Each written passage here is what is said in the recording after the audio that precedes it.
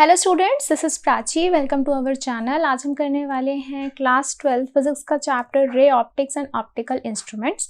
यहाँ तक कि हमने जितने भी चैप्टर्स कवर कर लिए हैं उन सब का लिंक जो है वो आपको डिस्क्रिप्शन बॉक्स में मिल जाएगा, जाके प्लेलिस्ट को थ्रू कर सकते हैं। तो बेसिकली हम आज बात करने वाले हैं रे optics and optical instruments chapter की। इसके अंदर क्या है, इस चैप्टर के अंदर आप जैसे कि लाइट रे की तरह बिहेव करती है उसके साथ रिलेटेड कौन कौन से फिनोमेना हैं वो हम बात करेंगे, कौन कौन से इंस्ट्रूमेंट्स हैं वो कैसे वर्क करते हैं वो बात करेंगे। तो यस, बात शुरू हुई है लाइट की। ठीक है, तो लाइट क्या है, बहुत ही ज़्यादा एक डिबेटेबल क्वेश्चन है ये, लाइट किसकी तरह बिहेव करती है।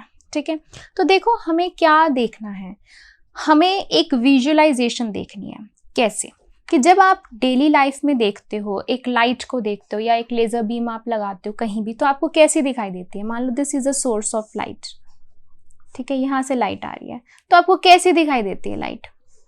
ऐसे निकलती हुई दिखाई देती है ना, ऐसे निकलती हुई दिखाई देती है। तो हमें क्या लगता है ये एक तरीके से कैसे बिहेव करती है, एक रे की तरह बिहेव करती है। मतलब स्ट्रेट जा रही है, यानी कि एक इसका फिक्स पॉइंट है और ये दूर तक जाती है। ठीक है, ये एक रे की तरह बिहेव करती है। बट हमने बहुत जगह पर ये भी देखा है कि लाइट जो होती है वेव की तरह बिहेव करती है, पार्टिकल की तरह बिहेव करती है। वो सब क्या है, वो सब यही है कि दूर से हमें दिखने में क्या दिखाई देती है, एक इस तरीके की रे दिखाई देती है। इसको जब आप जूम करोगे और इसके डीप में जाने की कोशिश करोगे, तो जब आप इसको जूम करोगे, जैसे मान लो ये इस तरीके से जा रही है, ठीक है, इसे आप जूम करोगे तो ये आपको ऐसे दिखाई देगी जाते हुए, इसके अंदर ये दिखाई देगा, ये ऐसे ट्रैवल कर रही है, यानी कि एक वेव की तरह ट्रैवल कर रही है जब आप इसको जूम करोगे। ठीक है, और जूम करोगे और देखोगे इसको तो आपको ये इस तरीके से जाती हुई दिखाई देगी। ये मैं एक पाथ में ड्रॉ कर रही हूँ, ठीक है, कि हमें तो ऐसे दिखाई दे रही है, इसको जूम किया तो हमें ऐसे दिखाई दे, इसको भी जूम करेंगे तो इस तरीके से दिखाई देगी। तो ये क्या नेचर होगी, ये हो गई इसकी पार्टिकल नेचर। ठीक है, तो इस तरीके से रे दिखती ऐसे है, जूम करो तो वेव दिखाई देती है, जूम करो तो पार्टिकल दिखाई देती है। तो ये इसका नेचर है। ठीक है, अब हम क्या करते हैं, हम डिफरेंट फिनोमेनास पढ़ते हैं और जैसे जैसे वो बिहेव करते हैं उससे रिलेटेड, जैसे कि रे के लिए आपके पास हमने पढ़ रखा है रिफ्लेक्शन एंड रिफ्रैक्शन। ठीक है, इस नेचर से हम इसके फिनोमेना को ये पढ़ सकते हैं। वेव नेचर से हम इंटरफेरेंस, डायफ्रैक्शन, ठीक है, ये सब देख सकते हैं। पार्टिकल नेचर से हम इसका फोटो इलेक्ट्रिक इफेक्ट दे सकते हैं, ब्लैक बॉडी रेडिएशंस देख सकते हैं।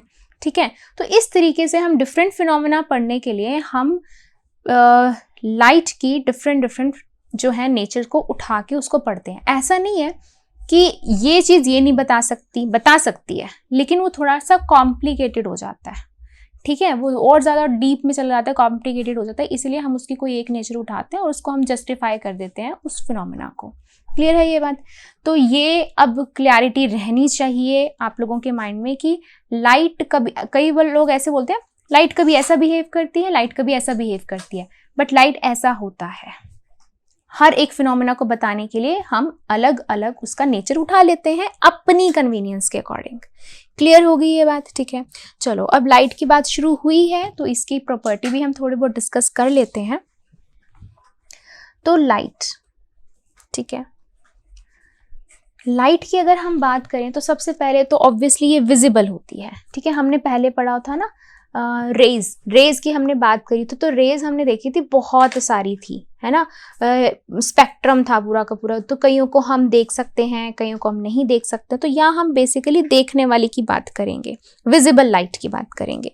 तो यानी कि लाइट यहाँ पर बेसिकली हम विजिबल की बात करेंगे। तो इसके कॉरेस्पॉन्डिंग जो वेवलेंथ रहती है वो रहती है आपकी 400 nanometre to 750 nanometre. Last chapter में हमने ऑलरेडी वेवलेंथ्स के बारे में डिस्कस कर रखा है कि डिफरेंट जो लाइट होती हैं, डिफरेंट जो पैटर्न्स होते हैं, वेव्स होती हैं, उसके लिए जो वेवलेंथ होती हैं डिफरेंट वेवलेंथ्स होती हैं, राइट।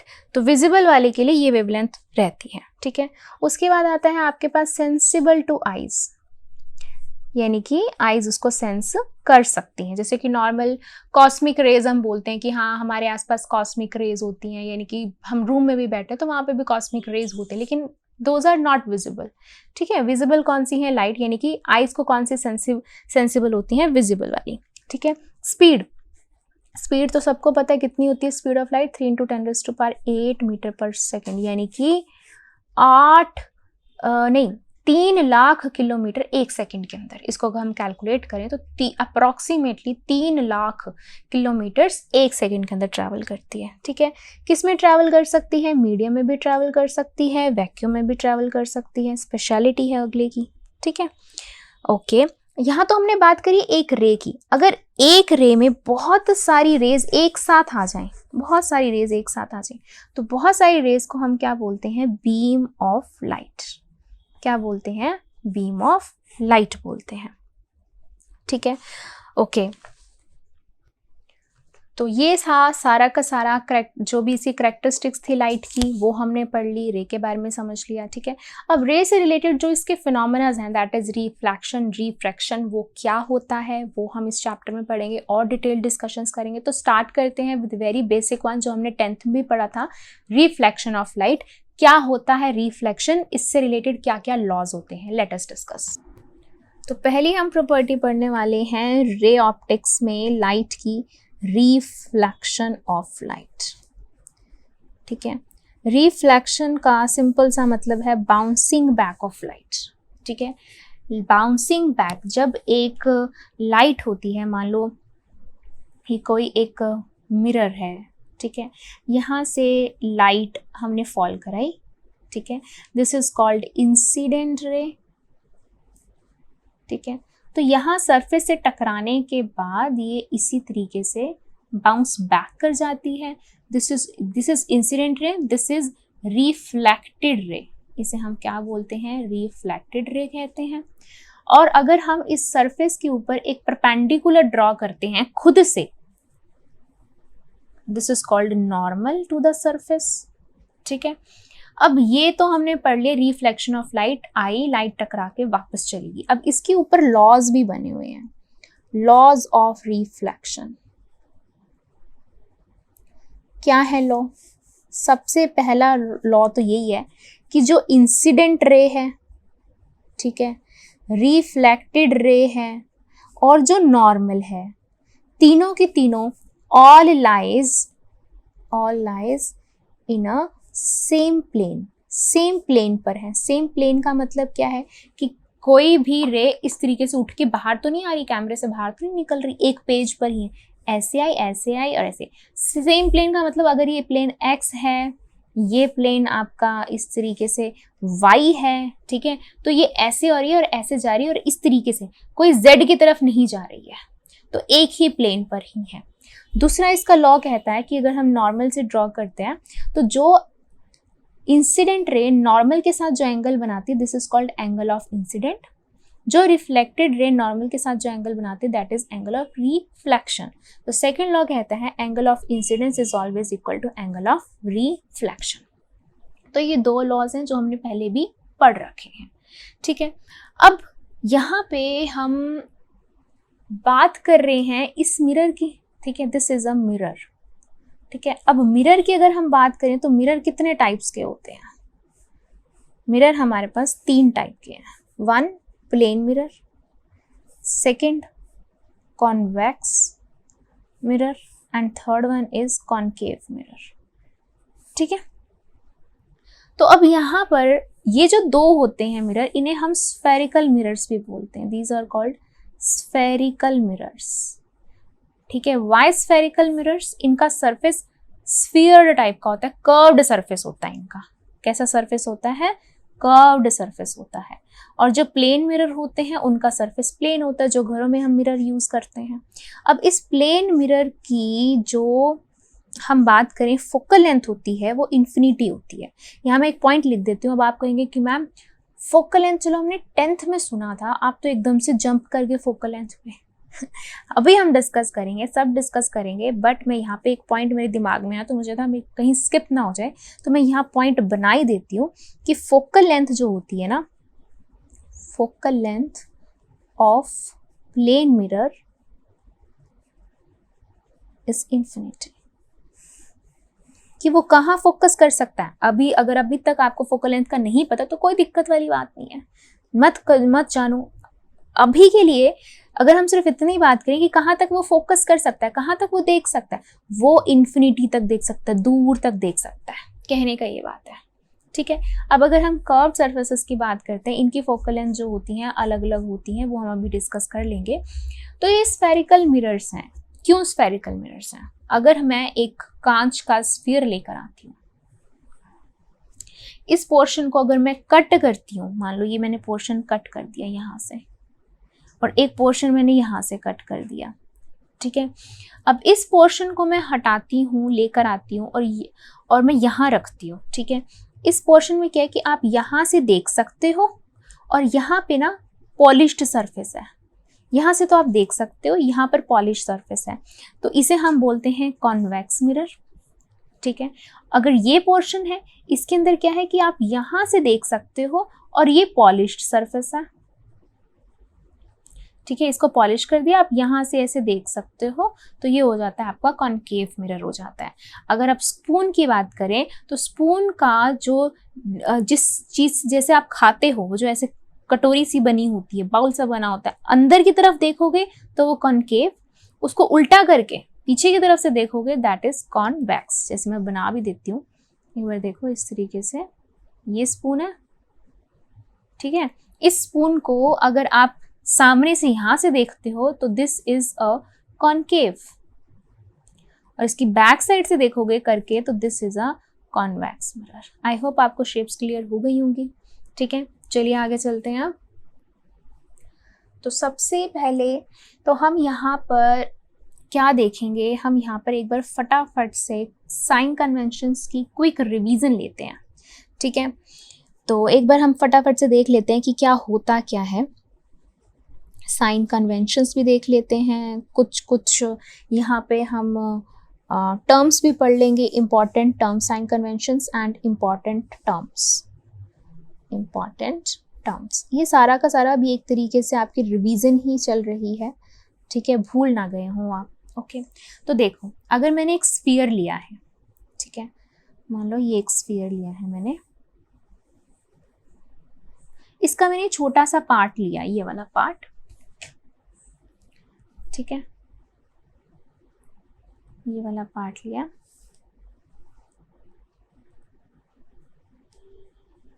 मान लो आप यहां से तो देख पा रहे हो, और ये जो है ये पॉलिश्ड सरफेस है, एक बार के लिए मान लेते हैं, ठीक है। अब क्या है, इस स्फीयर का कोई ना कोई सेंटर भी होगा, ठीक है, दिस इज सी। अब ये जो सी होता है इसे हम बोलते हैं centre of curvature, centre of curvature. Clear है ये बात? और जब हम ये जो पार्ट ले लेते हैं, इतना सा ये जो पार्ट हम ले लेते हैं इसका, इस पार्ट के डायमीटर को, डायमीटर ही बन गया ना, ये देखो डायमीटर एक तो पूरा का पूरा ये हो गया, ये नहीं, ये जो पार्ट हमने उठाया है, इतना सा टुकड़ा जो हमने काट के उठाया है, इस टुकड़े को जब हम इसका डायमीटर लेंगे, इसको हम बोलेंगे aperture, aperture, this is aperture, ठीक है। अब इस अपर्चर का जो बिल्कुल सेंटर होगा, इसे हम बोलेंगे P for pole, P for pole, ठीक है। अब इस पोल से, सेंटर ऑफ कर्वेचर से एक स्ट्रेट लाइन पास करेगी, this is called principal axis, this is called principal axis, ठीक है। इसको हम पोल भी कहते हैं, ऑप्टिकल सेंटर भी बोलते हैं, ठीक है। तो ये हो गया आपका क्या, एक लाइन पास कर रही है, इसे हमने बोल दिया प्रिंसिपल एक्सिस, ठीक है। अब देखो जब हम एक स्फीयर की बात करते हैं या सर्कल की बात करते हैं, इस पोल से लेकर सेंटर के बीच तक का जो डिस्टेंस होता है उसे हम क्या बोलते हैं, रेडियस बोलते हैं। Here it is also called radius, but this is called radius of curvature, radius of curvature, ठीक है। कुछ रह तो नहीं गया? अब यहाँ पे एक फोकल लेंथ रह गई है, वो मैं आपको अभी समझाऊंगी, जो और भी ज़्यादा आपको क्लियर हो जाएगी, ठीक है। एक तो ये चीज़ आपको समझ में आ गई, ये टर्म्स हमने देखनी थी, ये हमने टर्म्स देख लिए अच्छे से, ठीक। Aperture, pole, principal axis, centre of curvature, radius of curvature, ठीक। यहाँ कहीं ना इस ये कौन सा है सरफेस, आप ये बताओ मुझे, ये कौन सा बनेगा, ये कौन सा मिरर बन रहा है। जब इसका अंदर से आप देख पा रहे हो यहाँ से पॉलिश्ड है, ये हो गया आपका कॉनकेव मिरर, है ना। तो यहाँ क्या होता है, इधर से और इधर से इधर यहाँ पे एक आती है आपकी फोकस, ठीक है। तो यहाँ से हम देख पाते हैं, अभी तक हमने 10th में रटा था कि जो रेडियस होता है ना वो फोकस का डबल होता है, या रेडियस इज इक्वल टू क्या होता है, रेडियस जो फोकस होता है वो रेडियस का आधा होता है, इस तरीके से हम बोलते हैं, देख पा रहे हैं ना। इसको हम अभी प्रूव भी करेंगे, मैं यहाँ पे मेंशन कर देती हूँ, दिस इज इम्पॉर्टेंट, और इसको अभी हम प्रूव भी करेंगे। ओके तो ये तो हमने एक बार देख लिया इंपॉर्टेंट टर्म्स। अब अगर मैं साइन कन्वेंशंस की बात करूंगी तो इसी चीज को आप एक एक्सिस की तरह समझो, ठीक है, एक एक्सिस की तरह समझो। तो देखो, जब कभी भी हम ऑब्जेक्ट रखेंगे, कहाँ रखेंगे ऑब्जेक्ट, मिरर के फ्रंट में रखेंगे ऑब्जेक्ट को, है ना, मिरर के फ्रंट में रखेंगे। तो फ्रंट यहाँ पे आ रहा है, तो या तो ऑब्जेक्ट आप यहाँ पे रखोगे, ठीक है, इससे इंसिडेंट रेज जाएंगी, उसके बाद टकराने के बाद वो जो रे डायग्राम्स बनते हैं वो भी अभी हम रिवाइज करेंगे। अभी के लिए क्या है कि ये जो है एक ऑब्जेक्ट रखा, इससे इंसिडेंट रेज जा रही होती है ना। तो लॉ क्या कहता है, लॉ ये कहता है कि जहां से आपकी इंसिडेंट रेज जा रही होती हैं वो आप चीज लोगे पॉजिटिव, उसके ऑपोजिट लोगे आप नेगेटिव, ठीक है। जो डायरेक्शन ऑफ इंसिडेंट रे है, डायरेक्शन ऑफ इंसिडेंट रे वो आप लेंगे पॉजिटिव, ठीक है, opposite direction of incident ray को आप लेंगे नेगेटिव। समझ आ जाए तो बहुत अच्छी बात है, नहीं तो आप इसको, इस केस को आप ऐसे समझ के देखो, एक तरीके से ये एक्स एक्सिस मान लो, ये वाई एक्सिस मान लो। तो वी नो दैट इस तरफ हम लेते हैं पॉजिटिव, इस तरफ का कोई डिस्टेंस हम मेजर करेंगे तो मेजर करेंगे नेगेटिव। सेंटर हो गया आपका पोल, पोल को आप एज ओरिजिन मान सकते हो। ऊपर की तरफ कुछ भी डिस्टेंस आप लोगे तो पॉजिटिव, नीचे की तरफ कोई भी आप मेजर करोगे तो नेगेटिव। अब इस चीज को आप इससे रिलेट करके देखो कि आपने इसकी वजह से ऑब्जेक्ट यहाँ पे रखा है, ऑब्जेक्ट रहा यहाँ रखा है, तो रेज यहीं पर जा रही है, तो इंसिडेंट रे इस डायरेक्शन में जा रही है, तो ये पॉजिटिव, इसके ऑपोजिट नेगेटिव। बाकी अपवर्ड तो पॉजिटिव ही होगा हमेशा, नेगेटिव जो होगा वो डाउनवर्ड ही होगा। सेम ये तो हो गया कॉनकेव का। कॉन्वेक्स के लिए क्या होगा, कॉन्वेक्स के लिए भी सेम रहेगा। कॉन्वेक्स के लिए यहाँ आप देख रहे हो और ये पॉलिश सरफेस रखा हुआ है, तो यहाँ पर भी आप यहीं पर ही रखोगे, ठीक। इसके लिए यहाँ पे पॉजिटिव, यहाँ पे नेगेटिव, ठीक। यहाँ पर इंसिडेंट रेज जा रही होंगी, अपवर्ड पॉजिटिव, डाउनवर्ड नेगेटिव। अब देखो, मान लो कई बार आपने क्या किया है, इसको उल्टा कर दिया, यहाँ पे रख दिया ऐसे, ये रख दिया, ये रख दिया, यहाँ ऑब्जेक्ट रख दिया। अब आपने, है तो वही केस, बस हमने इसको उठा के इधर रख दिया और ये करिए। अब क्या करोगे साइन कन्वेंशंस का, अभी तक तो हम एक X axis Y axis graph वाला सीन समझ रहे थे, अब क्या करोगे, अब फिर से हम अपने लॉ पर ही स्टिक करेंगे, क्या कि जिस तरफ से डायरेक्शन जा रही है रेज की तो उसको हम पॉजिटिव लेंगे, यानी कि इधर से हम जा रहे हैं तो ये वाले जो भी डिस्टेंसेस होंगे इनको हम पॉजिटिव लेंगे, ये वाले डिस्टेंसेस को हम नेगेटिव लेंगे। बाकी ऊपर तो पॉजिटिव ही होता है, नीचे नेगेटिव ही होता है, ये तो आपको पता ही है, ठीक है। तो ये लॉ मैंने आपको इसलिए बताया, कई बार क्या होता है आपका डायग्राम ऐसे बना दिया जाता है, तो उसमें आप क्या करोगे, उसमें ये थोड़ी मानोगे कि ये एक्स एक्सिस है तो पॉजिटिव ही नेगेटिव, नो, वहां यही लॉ काम करेगा आपका कि जिस डायरेक्शन में आपकी इंसिडेंट रे जा रही है वो आप डायरेक्शन पॉजिटिव लेंगे, उसके ऑपोजिट वाली डायरेक्शन नेगेटिव लेंगे, ठीक है। तो अब एक फटाफट से क्विक रिवीजन लेते हैं सारे के सारे रे डायग्राम्स की, कॉनकेव मिरर की एंड कॉन्वेक्स मिरर की रे डायग्राम्स की। अब वो क्या होते हैं कि हम ऑब्जेक्ट को दूर रखें, इन्फिनिटी पे रखें, बियॉन्ड सी रखें, एट सी रखें, बिटवीन सी एंड एफ रखें, एट एफ रखें, at between F and P रखें, तो आपकी इमेज कहाँ कहाँ कहाँ बनेगी, राइट। याद आया, 10th में बच्चों को बड़ी प्रॉब्लम आती है, बट तब भी मैंने आपको बहुत अच्छे से समझाया था, आज भी हम उसी को रिवीजन करेंगे और बहुत अच्छे से रिवाइज करेंगे। तो लेट अस स्टार्ट। तो स्टार्ट करने वाले हैं हम सबसे पहले रे डायग्राम्स, फास्ट रिवीजन करेंगे रे डायग्राम्स फॉर कॉनकेव मिरर, ठीक है। अब इन रे डायग्राम्स बनाने के लिए पहले आपके पास रूल होते हैं 3 रूल्स, 3 रूल्स होते हैं। पहला रूल क्या कहता है कि अगर ये आपका मिरर है, ये मिरर है, ये प्रिंसिपल एक्सिस है, ये सेंटर ऑफ कर्वेचर है, ये फोकस है और ये पोल है, ठीक है। पहला रूल कहता है कि अगर कोई भी रे आपकी पैरेलल टू प्रिंसिपल एक्सिस आ रही है तो वो टकराने के बाद कहाँ से जाएगी? फोकस से जाएगी। तो पहला रूल पैरेलल टू फोकस, ठीक है। दूसरा रूल इसका बिल्कुल ऑपोजिट है कि अगर फोकस से जा रही है, ठीक है, तो this is focus, this is pole. अगर कोई भी रे फोकस से जा रही है, ऐसे फोकस से जा रही है इंसिडेंट रे, तो फोकस से जाएंगे, टकराने के बाद वो पैरेलल हो जाएगी प्रिंसिपल एक्सिस के। सो दूसरा rule focus to parallel.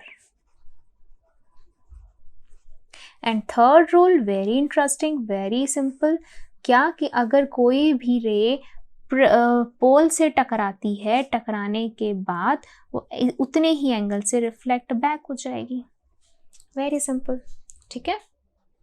And one addition to it, अगर कोई रे सेंटर ऑफ कर्वेचर से जा रही है, मैं आपको एक्स्ट्रा में बता रही हूँ, अगर कोई रे सेंटर ऑफ कर्वेचर से जा रही है और टकराने के बाद वो सेंटर ऑफ कर्वेचर से ही वापस जाती है, तो ये मुझे बताना था आपको, ठीक है। तो ये रूल्स होते हैं। अब स्टार्ट करते हैं हम रे डायग्राम्स। तो कॉन्केव मिरर के लिए रे डायग्राम्स शुरू करते हैं। सबसे पहले तो मैं मानती हूँ ऑब्जेक्ट जो है इन्फिनिटी पर है, बहुत दूर है, ठीक है। सो सबसे पहले ऑब्जेक्ट एट इन्फिनिटी, ठीक है। तो ये रहा आपका कॉन्केव, ठीक है, ये रहा फोकस, ये रहा पोल, ये रहा centre of curvature.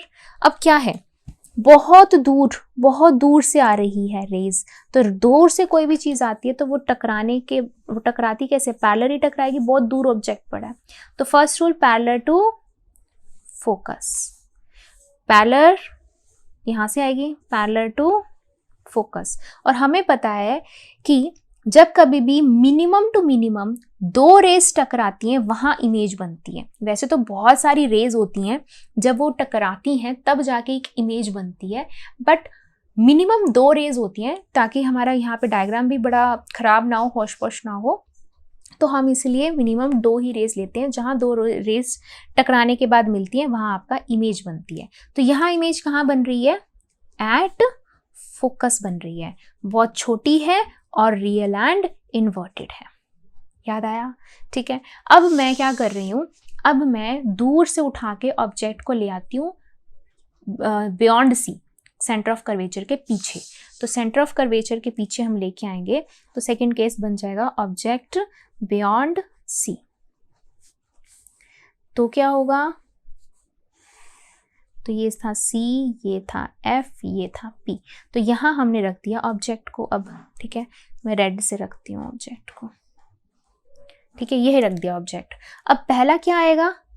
Parallel to focus. दूसरा क्या बन सकता है? फोकस टू पैरेलल बन सकता है, तो बना दो फोकस टू पैरेलल। अब ये कहाँ मीट कर रही हैं? Between C and F।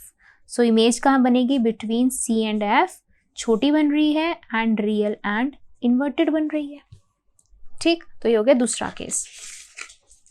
Third case में अब C को ऑब्जेक्ट को उठा के अब कहाँ लेके आ सकते हैं? हम C पे ला सकते हैं। पहले दूर था बियॉन्ड से, अब C पे लेके आते हैं। लिखो एट C।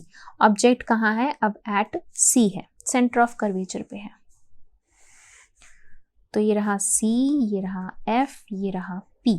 तो अब मैं ऑब्जेक्ट रख रही हूं एट C पे। ठीक, तो क्या होगा? Parallel to focus. दूसरा focus to parallel, focus to parallel.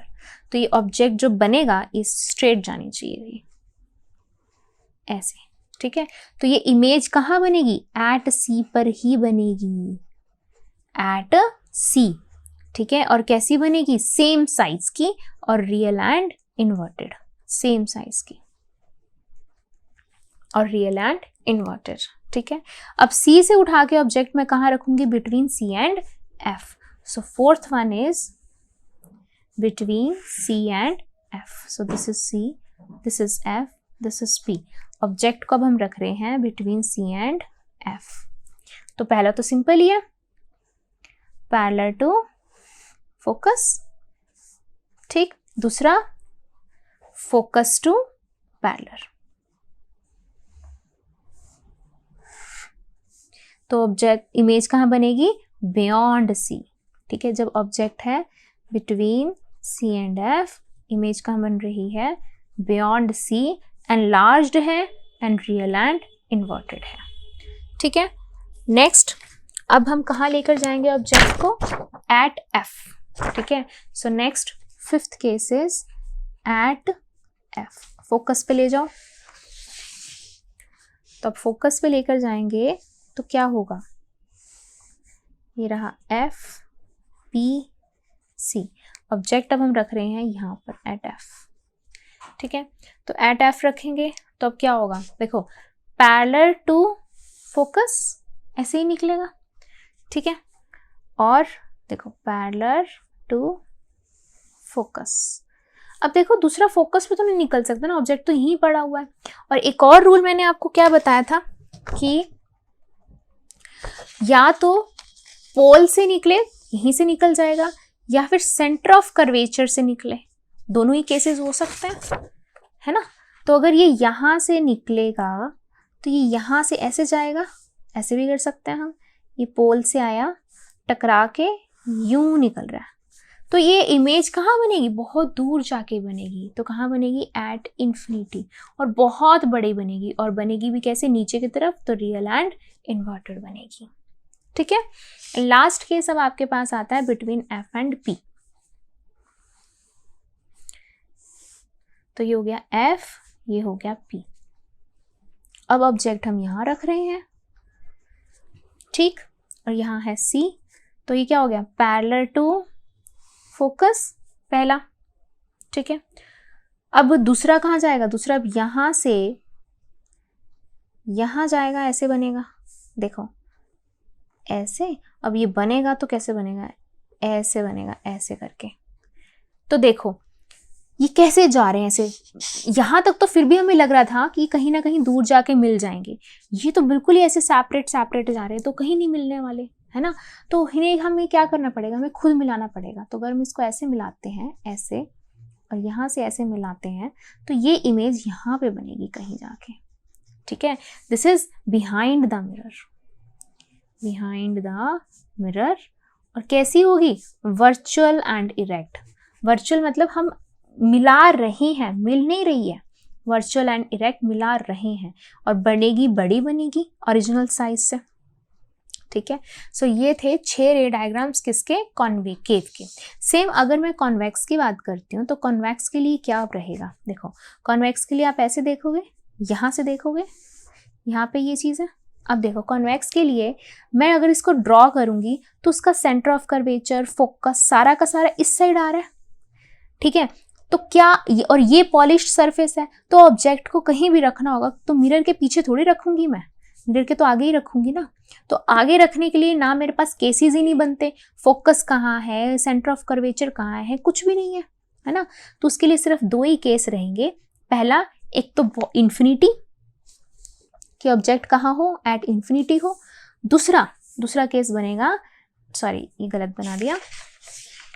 दूसरा केस क्या बनेगा कि जब वो ऑब्जेक्ट इन्फिनिटी और पोल के बीच में कहीं भी हो, इन्फिनिटी और पोल के बीच में कहीं भी हो, बिटवीन इन्फिनिटी एंड पोल। तो यही 2 केस बनते हैं कॉन्वेक्स के। ठीक है, तो सबसे पहले देखो इन्फिनिटी पे। तो इन्फिनिटी पे यहाँ पे इसका फोकस है, क्या होगा? Parallel to focus. अब ये अंदर की तरफ नहीं आ सकती, जाएगी तो पीछे जाएगी ना, रिफ्लेक्ट बैक होगी, तो ये ऐसे जाएगी। इसको जब हम खींच के लेकर आएंगे तो यहाँ पे बनेगी फोकस। सिमिलरली यहाँ से टकराने के बाद यूं जाएगी, तो ये इसको हम खींच के लेकर जाएंगे तो यहाँ बनेगी इमेज। तो कहाँ बनेगी इमेज? At focus. और रियल नहीं है, वर्चुअल है, हम बना रहे हैं। वर्चुअल एंड इरेक्ट बनेगी, और बोथ पॉइंट साइज्ड है। छोटी है। ठीक, तो अब दूसरा केस करते हैं। दूसरे केस के लिए क्या है हमारे पास, इस तरीके से ये हो गया आपका पोल, ये हो गया आपका फोकस, ये हो गया सेंटर ऑफ कर्वेचर। तो मान लो हमने इन्फिनिटी और पोल के बीच में कहीं पर भी आपने एक ऑब्जेक्ट रखा हुआ है, ठीक है, क्योंकि हमारे पास ऑप्शंस तो है ही नहीं है, तो ऑब्जेक्ट रखा है तो क्या होगा, पहले तो पैरेलल टू फोकस, तो ऐसे डाइवर्ज हो जाएगी, तो ये हो गया आपका पैरेलल टू फोकस। दूसरा केस क्या हो सकता है, मैंने आपको एक रूल ये भी बताया था कि अगर कोई ऑब्जेक्ट सेंटर ऑफ कर्वेचर से कोई रे जाती है, टकरा के सेंटर ऑफ कर्वेचर से ही वापस आएगी, तो इसको हम यहाँ यूज कर सकते हैं। ठीक है, तो यहाँ से यहाँ तक का सीन ये टकरा के सेंटर ऑफ कर्वेचर से ही वापस जाएगी, राइट। तो अब देखो इमेज कहाँ बनेगी, इमेज बनेगी बिटवीन P एंड F। इसके लिए एक और रूल भी है, आप पोल से पोल पे भी निकाल सकते थे, ठीक है, इसको आप ऐसे पोल से पोल पर भी निकाल सकते थे। ऐसे पोल से आई टकरा के वापस, जब हम इसको ऐसे वापस लेकर जाते, इधर लेके जाते, तो भी बीच में ही आती, तो आप वो वाला रूल भी फॉलो कर सकते थे। ठीक है, so between P and F छोटी बनेगी, वर्चुअल एंड इरेक्ट बनेगी। तो ये भी डिस्कस करने के बाद हम एक बार इनकी एप्लीकेशंस भी डिस्कस कर लेते हैं। जैसे कि कॉनकेव के अंदर आप देख पाते हो कि इमेज जो है वो बड़ी बनती है ना, कॉनकेव के अंदर। तो कॉनकेव में बड़ी इमेज का मतलब क्या है कि इसको डेंटिस्ट भी यूज़ करते हैं, ठीक है, टूथ के लिए। इसको हम हेडलाइट्स में भी यूज़ करते हैं, कार लाइट्स में यूज़ करते हैं, टॉर्च के अंदर यूज़ होता है। ठीक है, कि जब हमें एक बीम को क्या करना है, हमें बड़ा देखना है, बड़ी चीज देखनी है, ठीक है, तो उस चीज के लिए हम यूज करते हैं, राइट। एक आदि इसकी एक और एप्लीकेशन भी यहाँ पर भी ये भी आती है कि जैसे कि अगर हम इसके फर्स्ट की बात करते हैं तो काफ़ी सारी जो रेज होती हैं टकराने के बाद फोकस से, टकराने के बाद फोकस से निकलती हैं, है ना। तो यहाँ पर आपने कई बार देखा होगा कि सोलर कुकर्स जो होते हैं, सोलर फर्नेसेस जो होते हैं, वो यहाँ पर यूज़ किए जाते हैं कि ताकि वो उसके ऊपर गिरे और सारी रेज एक जगह पे फोकस पे आ जाए। ठीक है, अब जहाँ एक जगह पे फोकस पे आते हैं वहाँ पे हम फूड रख देते हैं, यानी कि उस सोलर कुकर की अरेंजमेंट कुछ इस तरीके से कर दी जाती है कि उसके ऊपर जैसी भी रेस सारी की सारी गिरेंगी वो टकराने के बाद एक जगह पे फोकस होंगी और वहाँ हम फूड रख देते हैं। टकराने के बाद जब वो फोकस पे आती है वो उस चीज़ को गर्म कर देती है, एकदम हॉट कर देती हैं, और वो गर्म होने की वजह से यहाँ पर जो भी हमारे राइस होते हैं या फिर जो भी हमारा फूड यहाँ पे हमने रखा होता है वो कुक हो जाता है। इस तरीके से हम सोलर फर्नेसेस, सोलर कुकर्स के अंदर भी इनका यूज करते हैं। ठीक है, तो हर एक की अलग अलग जो है एप्लीकेशन है। जैसे कि यहाँ पे अगर आपको बड़ी इमेज देखनी है तो बड़ी इमेज के लिए आप डेंटिस्ट यूज कर सकते हैं। तो ये तो हो गई कॉनकेव की। अब अगर हम कॉन्वेक्स की बात करते हैं तो कॉन्वेक्स में आप देख पाते हो कि यहाँ पर भी जो है वो छोटी इमेज बन रही है और यहाँ पर भी जो इमेज है वो छोटी बन रही है। चाहे ऑब्जेक्ट दूर से आ रहा है या पास में कहीं है तो भी इमेज जो है वो छोटी बन रही है और यहीं पर ही बन रही है। तो इसकी वजह से, छोटे की वजह से हम इसको यूज करते हैं as rear view mirror, as rear view mirror. ठीक है, अब रेयर व्यू मिरर का मतलब क्या है कि जैसे जो कोई व्हीकल आप यूज कर रहे हो, व्हीकल के जो साइड में मिरर होता है उसे हम रेयर व्यू मिरर कहते हैं। रेयर व्यू का मतलब क्या होता है, एक तो वाइड एंगल लेता है, ठीक है, और लॉन्ग डिस्टेंस तक लेता है, वाइड एंगल और लॉन्ग डिस्टेंस तक उसको कवर करता है। इसका फायदा क्या है कि मान लो पीछे से 5 गाड़ियां आ रही हैं, अगर प्लेन मिरर लगा होता साइड में, ठीक है, तो हमें स्टार्टिंग की सिर्फ 1-2 गाड़ियां दिखाई दे रही होती, पीछे की नहीं दिखाई दे रही होती। कॉन्वेक्स की वजह से क्या होता है, वो सारी छोटी छोटी हो जाती है और लॉन्ग हो जाती है, तो हमें पीछे की सारी गाड़ियां दिखाई दे रही होती हैं कि कितनी गाड़ियां पीछे से आ रही हैं। क्लियर है ये बात, ठीक है। तो इसकी वजह से हम रेयर व्यू की तरह इसको यूज करते हैं और छोटे छोटे होने की वजह से एक इसकी डिसएडवांटेज भी बन जाती है। ठीक है, डिसएडवांटेज इसकी क्या बनती है कि एक तो नो एक्चुअल साइज नहीं हमें पता चलता और ना ही हमें एक्चुअल डिस्टेंस पता चलता है कि कितनी दूर है। ठीक है, लगती है हमें कि बहुत पास आ गई है गाड़ी, बट होती एक्चुअल में थोड़ी दूर है। ठीक है, तो उनका साइज भी छोटा छोटा हो जाता है और हमें लगती है कि बहुत पास आ गई, देखो है कितनी दूर है, यहाँ पे भी होएगा ऑब्जेक्ट तो भी इमेज यहीं ही बननी है, तो हमें लगेगा कि पास आ गई है, जबकि होते वो जो व्हीकल्स हैं वो दूर होते हैं। ठीक है। तो सिर्फ इसकी एक ही डिसएडवांटेज है कि एक्चुअल साइज और एक्चुअल डिस्टेंस नहीं पता चलता, बट एक्चुअल में होता क्या है कि हमें पीछे की हर एक व्यू दिखाई दे देता है। तो ये थी इसकी प्रैक्टिकल एप्लीकेशंस। रिवाइज करने के बाद अब यहाँ पे एक इम्पॉर्टेंट डेफिनेशन आती है फोकल लेंथ की। फोकल लेंथ की, अब फोकल लेंथ जो होती है क्या है, हम ये नहीं बोल सकते कि फोकस का पोल से लेकर distance that is focal length, no, that is totally wrong. क्यों? क्योंकि देखो हम इसको कैसे करेंगे, फोकल लेंथ हम यहाँ पे कॉनकेव की डिफाइन करेंगे, यहाँ हम डिफाइन करेंगे कॉन्वेक्स की, ठीक है। तो देखो क्या होती है, सबसे पहले तो कॉनकेव की अगर हम बात करें तो ये है सरफेस, ठीक, दूर से आ रही है रेज, दूर से आने के बाद पैरेलल आने के बाद टकरा के फोकस से निकलती हैं, पैरेलल टू फोकस से निकलती हैं, ठीक है। तो हम कैसे बता सकते हैं कि when light rays coming from infinity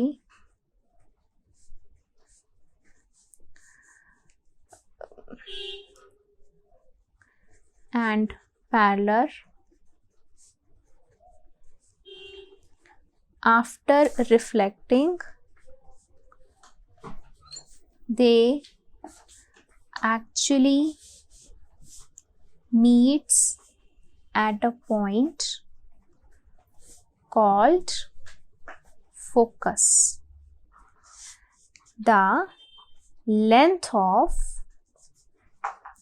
focus to pole is called focal length. अब ये है आपकी focal length, ठीक है। कि क्या होता है जब कभी भी ऐसे पैरेलल रेज आती हैं, आके टकराती हैं, एक पॉइंट पे मीट करती हैं, पैरेलल रेज आती हैं, टकराती हैं, एक पॉइंट पे मीट करती हैं। तो पैरेलल रेज आके टकरा के मीट करते हैं, जिस पॉइंट पे मीट करते हैं उस पॉइंट को हम फोकस कहते हैं, और जो लेंथ होती है फोकस से लेकर पोल के बीच में उसे हम बोलते हैं फोकल लेंथ। सिमिलरली कॉन्वेक्स के लिए क्या होगा, ये है कॉन्वेक्स के लिए, ठीक है, ये हो गया सरफेस हो गया, ये हो गया आपका फोकस। अब क्या है, पैरेलल रेज आई, टकराने के बाद ऐसे गई, आई, टकराने के बाद ऐसे गई। अब देखो टकराने के बाद तो वो निकल गई, ये हमने एक्चुअली मीट कराई है, यहाँ पे तो एक्चुअली मीट्स है ना, एक्चुअली मीट्स, यहाँ पे होगा अपीयर्स टू मीट, ठीक है। तो यहाँ पे हम सेम लिखेंगे, light rays coming parallel reflected from convex appears to meet at point, appears to meet at point called focus। फिर वही the length of focus to pole is called focal length। तो ये दोनों में डिफरेंस यही है कि यहाँ पर एक्चुअली मीट्स होती हैं, यहाँ पे होती हैं अपीयर्स टू मीट, यहाँ मीट करा रहे होते हैं, हो नहीं रही होती हैं, ठीक है। सो this is a main difference of focal length between concave and convex, ठीक है। तो एज हमने फोकल लेंथ की बात कर ली, कॉनकेव की भी, कॉन्वेक्स की भी। अब अगर मैं फोकल लेंथ की बात करती हूँ, focal length of plane mirror, इसको ध्यान से देखना, focal length of plane mirror क्या होगी। देखो कॉन्वेक्स के लिए, कॉनकेव के लिए कर्व्ड होता है, तो उसको जब हम एक पूरा सर्कल बनाते हैं तो सेंटर ऑफ कर्वेचर मिलता है, फोकस मिलता है। लेकिन जो प्लेन मिरर होता है वो इस तरीके से प्लेन है, राइट, प्लेन है, इसका कोई कर्व नहीं है। तो अगर कर्व ही नहीं है, सेंटर ऑफ कर्वेचर कहाँ से आएगा, सेंटर ऑफ कर्वेचर नहीं आएगा तो वो कहाँ से पास होंगी, है ना, टकरा के कहाँ पर फोकस पे जाएंगी, तो फोकस ही नहीं है, फोकस नहीं है तो फोकल लेंथ भी नहीं है, फोकल लेंथ नहीं है इसका मतलब इन्फिनिटी है इसकी फोकल लेंथ, ठीक है। यानी कि आप इसमें से दूर तक देख सकते हो, जैसे जाएंगे सीधी पैरेलल पैरेलल पैरेलल पैरेलल, इस तरीके से पास हो जाएंगी ना। तो इसका क्या मतलब होता है कि अगर आप कोई बंदा यहाँ पे खड़ा हुआ है तो एक्चुअल जितना ये डिस्टेंस है उतने ही डिस्टेंस पर यहाँ पर सेम साइज और same height, same distance from the mirror. और कैसी होती है वर्चुअल एंड इरेक्ट बनती है, यानी कि सीधी और वर्चुअल। ऑब्वियसली ये तो आप रियल यहीं पर ही खड़े हो, अब मिरर के अंदर रियल थोड़ी आप दिखोगे, है ना। रियल के अंदर रियल दिखने लग गए, आप ये हाथ उठा रहे हो, ये हाथ उठा रहे हो, बंदा डर के मारे भाग ही जाए, है ना। तो ऑब्वियसली ये वर्चुअल होती है ना इमेज यहाँ पे, और ये इरेक्ट हो जाती है, यानी कि सीधी होती है। तो इसलिए इसकी फोकल लेंथ क्या होती है, infinity, same size, same height, सब कुछ सेम होता है। अभी हम आगे बात करेंगे तो इसकी मैग्निफिकेशन में और आपको क्लियर हो जाएगा। तो आगे चलते हैं। अब हमने बहुत सारे यहाँ पर पढ़ लिए थे, ये सब चीज़ें पढ़ ली थी, और एक मैंने आपको अभी अभी एक बात बताई थी कि जो रेडियस होता है वो हाफ होता है फोकस के, है ना। ये हमने तब 10th में तो रट्टा मारा था इस चीज़ का, या हमने डायग्राम से देख लिया था कि ये रेडियस है, ये फोकस है, ये इसका हाफ होता है। अब हम 12th में आ गया, अब हम इसको प्रूव करेंगे, ठीक है। तो लेट अस प्रूव। तो ये मैंने अभी अभी आपको बताया था कि ये हमने 10th में भी पढ़ा था। क्या पढ़ा था कि फोकल लेंथ जो होती है वो रेडियस का हाफ होती है, ठीक है। अब इस चीज़ को हमने यहाँ पर प्रूव करना है, राइट। तो कैसे प्रूव करेंगे, तो उसके लिए हम एक रे डायग्राम लेंगे, ठीक है। ये रहा आपका रे डायग्राम, ये रहा आपका कॉनकेव मिरर, प्रिंसिपल एक्सिस, ठीक है। मान लो कोई ऑब्जेक्ट जो है वो बहुत दूर है, ठीक है। दूर है तो क्या होगा, उससे जो रे आ रही होंगी वो क्या होगी, पैरेलल टू फोकस जाएंगी वो। तो दूर से आई, पैरेलल, टकराने के बाद टू फोकस से निकल गई। अब हम इसी की ही हेल्प से रिलेशन निकालेंगे रेडियस एंड फोकल लेंथ का। देखो हमें पता है सेंटर ऑफ कर्वेचर यहाँ पे होता है, ठीक है। अगर मैं इन दोनों के बीच में एक नॉर्मल ड्रॉ करती हूँ, ठीक है, एक नॉर्मल ड्रॉ करते हैं तो वो कैसे ड्रॉ होगी, वो नॉर्मल इस तरीके से ड्रॉ होगी, ये ऐसे निकल जाएगी, ये ऐसे। अब यहाँ पे आपको एक मैथ्स का कॉन्सेप्ट पता होना चाहिए कि जब भी कोई एक सर्कल होता है, सर्कल के अंदर जब भी हम एक रेडियस ड्रॉ करते हैं, ठीक है, कहीं भी रेडियस ड्रॉ करते हैं, तो रेडियस जो होता है वो एक तो क्या होता है, सेंटर से पास होता है, और सरफेस ऑफ द सर्कल पे क्या होता है, परपेंडिकुलर होता है। कहीं भी ड्रॉ कर लो, सर्कल के सरफेस पे वो परपेंडिकुलर होगा और सेंटर में से पास कर रहा होता है। तो ये हमने एक नॉर्मल ड्रॉ कर दिया जो इस सरफेस पे तो परपेंडिकुलर है और सेंटर से क्या कर रहा है, पास कर रहा है, ठीक है। तो हमें पता है ये होगी आपकी एंगल ऑफ इंसिडेंस, ये हो गया आपका एंगल ऑफ रिफ्लेक्शन। तो ये if it is theta it is also theta, ठीक है। तो ये क्या हो गया, पूरा का पूरा 2 थीटा हो गया, ठीक है। तो अब देखो, इसे देखो जरा, दिस और दिस, ये एक z बन रहा है ना। दोबारा देखो, 1 2 3, एक z बन रहा है। ये पैरेलल लाइंस, ये ट्रांसवर्सल, अगर ये थीटा है तो this is also theta, alternate interior angles, right. Okay, next देखो अब इसको देखो, दिस और दिस, ये भी z बन रहा है। दोबारा 1 2 3, ये पैरेलल, ये ट्रांसवर्सल, तो ये पूरा एंगल इस पूरे एंगल के इक्वल होगा, और ये पूरा एंगल क्या है, थीटा प्लस थीटा, 2 थीटा। तो ये भी कितना होगा, 2 थीटा होगा, राइट। तो हमने इसके बारे में सब चीजें जान ली है। अब हम इसको थोड़ा सा नाम दे देते हैं, लेट इट बी एम, ठीक है। ये तो पोल होती है, पी है, तो हम यहाँ पे इस तरीके से ऐसे एक परपेंडिकुलर ड्रॉ कर लेते हैं, let it be some D point, ठीक है।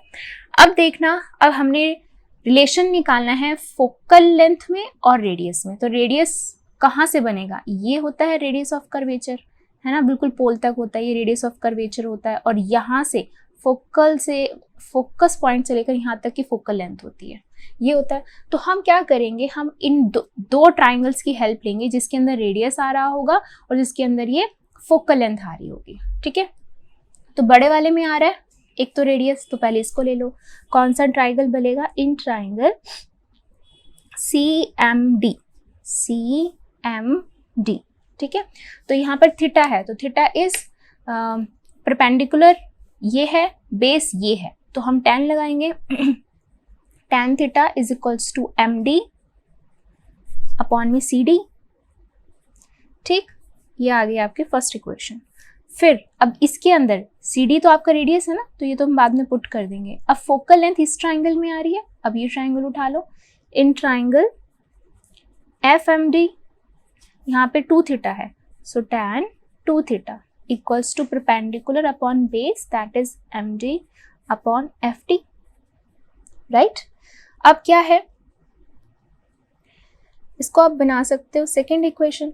अब देखो, जब हम स्मॉल एंगल्स की बात करते हैं, बिल्कुल स्मॉल एंगल्स की बात करते हैं, हम वहाँ पर tan थीटा को अप्रॉक्सीमेटली थीटा लिख सकते हैं।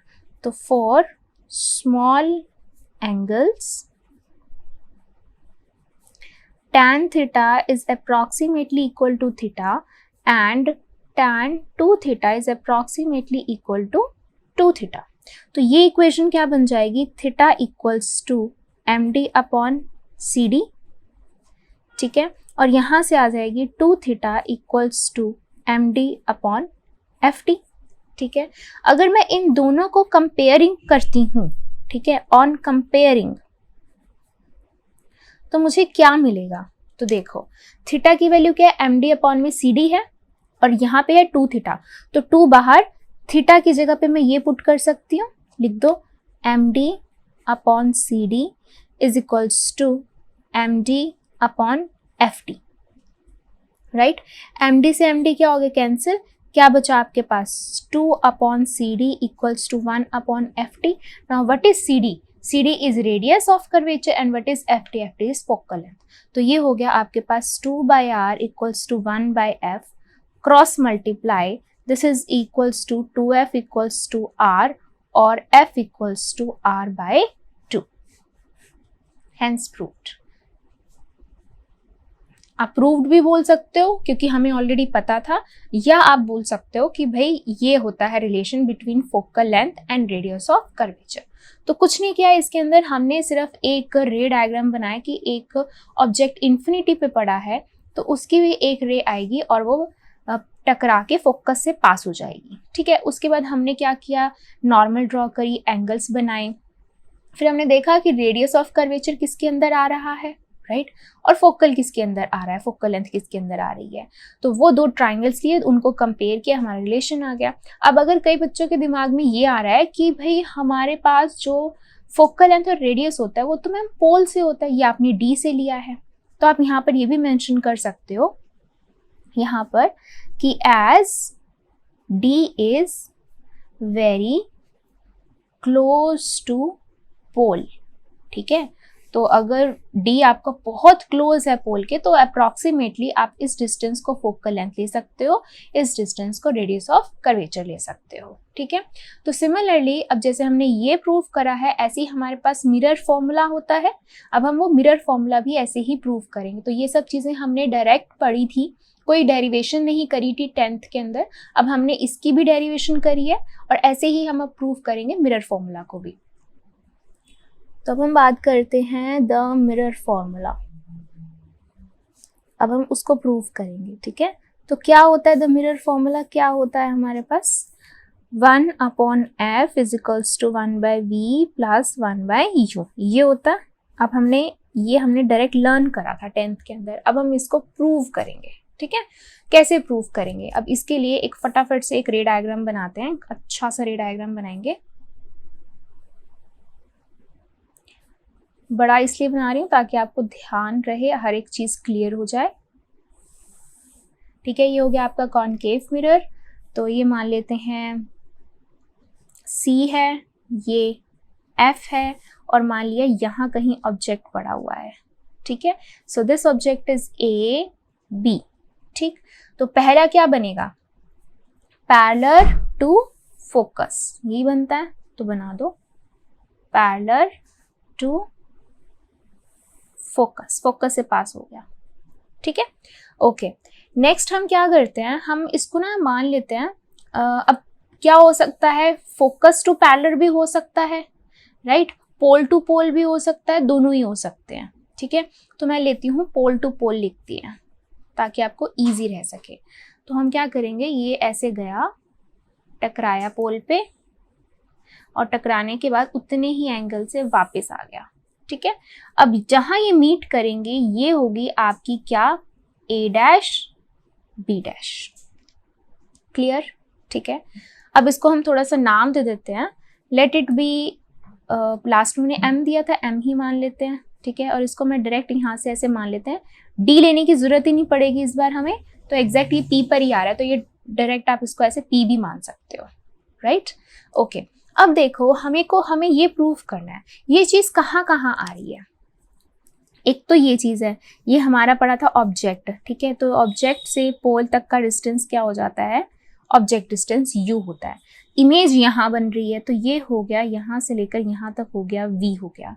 फोकस यहाँ पे है, तो ये हो गया यहाँ से लेकर यहाँ तक हो गया आपका f। इन तीन के बीच में आपको रिलेशन निकालना है, ठीक है।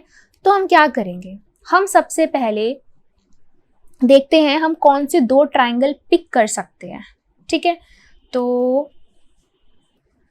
अब हम यहाँ पर दो ट्राइंगल चूज करते हैं। देखो कैसे ट्राइंगल चूज कर सकते हैं, अगर मैं u उठाती हूँ तो u आता है इस ये वाले पोर्शन में, है ना। तो मैं इसको शेड कर देती हूँ ताकि आपको इजी रह सके। तो एक तो हम उठा रहे हैं ये ट्राइंगल, क्यों, क्योंकि इस ट्राइंगल के बेस का जो है वो उसके अंदर u आ रहा है, ठीक है, ये u आ रहा है। और हम उठा सकते हैं ये वाला ट्राइंगल, दिस वन, इसको भी मैं शेड कर देती हूँ ताकि आपको इजी रह सके। तो मैंने ये दो ट्राइंगल उठाए हैं, क्यों, क्योंकि इनके अंदर अभी मुझे u मिल रहा है और v मिल रहा है, ठीक है। अब इन दो ट्राइंगल्स को हम पहले करेंगे सिमिलर प्रूफ। ऑब्वियसली सिमिलर हैं, कैसे सिमिलर हैं, एक तो क्या है ये 90 डिग्री पे हो गया, ठीक है। और क्या है, जैसे ये इंसिडेंट गया ये रिफ्लेक्टिव गया, तो ये क्या होता है, angle of incidence equals to angle of reflection हो जाता है, ठीक है, ये भी इक्वल होता है। तो हम फिर भी लिखेंगे यहाँ पर प्रॉपर लिखेंगे कि in triangle A B P and triangle A dash B dash P, ठीक है। एक तो एंगल जो होगा ए बी पी इक्वल होगा angle A dash B dash P के, लिखेंगे हम यहाँ पर ईच 90 डिग्री। फिर ये इक्वल होगा angle A P B equals to angle A dash P B dash. तो ये क्या होंगे, angle of as angle of incidence equals to angle of reflection, ठीक है। तो हमें पता है दो ट्राइंगल्स को सिमिलर प्रूफ करने के लिए दो एंगल्स इक्वल प्रूफ कर दो, सिमिलर हो जाते हैं। तो ट्राइंगल हो गया आपका ए बी पी, सिमिलर हो गया triangle A dash B dash P के बाय ए एंगल क्राइटेरिया, ठीक है। जैसे हमने इसको लिख सकते हैं, तो हमें पता है इसकी साइड्स को हम रेशो में लिख सकते हैं, लिख दो रेशो में, ये हो जाएगा A B upon A dash B dash equals to B P upon में बी डैश पी, ठीक है, और equals to A P upon में ए डैश पी। अब देखो ए पी और ए डैश पी का तो हमारे पास कोई लेना देना है नहीं है, ठीक है, इससे तो हमें कोई रोल नहीं है, तो आप इसको स्किप कर सकते हो। तो यहां से आपको मिल गई वन इक्वेशन। इस इक्वेशन का आने का फायदा क्या है, इस इक्वेशन का आने का फायदा ये है कि आप इसको ऐसे लिख सकते हो, ए बी अपॉन में A dash B dash is equal to B P. B P क्या है आपके पास, यू, और बी डैश पी क्या है आपके पास, वी, ठीक है। तो आप इसको वी लिख सकते हो, ठीक है। अभी हम नहीं लिख रहे हैं, अभी मैंने सिर्फ आपको बताया है, बाद में हम साइन कन्वेंशंस के अकॉर्डिंग लिखेंगे इसको, ठीक है। अभी हम नहीं लिख रहे हैं इसको, अभी हम बाद में लिखेंगे साइन कन्वेंशंस के अकॉर्डिंग। तो मैं अभी इसको कट कर रही हूँ, ठीक है। यहाँ आ गई आपकी फर्स्ट इक्वेशन। अब हम बात करते हैं सेकंड ट्राइंगल कौन सा ले सकते हैं, सोचो।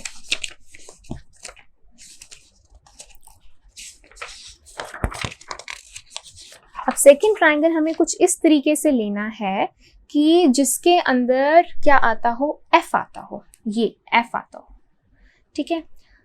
तो इस टाइप का ट्राइंगल हम कैसा ले सकते हैं, देखो इसको अब मैं मार्क करूंगी ब्लैक मार्कर से, ठीक है। तो देखना, एक तो एफ इस वाले ट्राइंगल में आ रहा है, ठीक है, एक एफ इस ट्राइंगल में भी आ रहा है।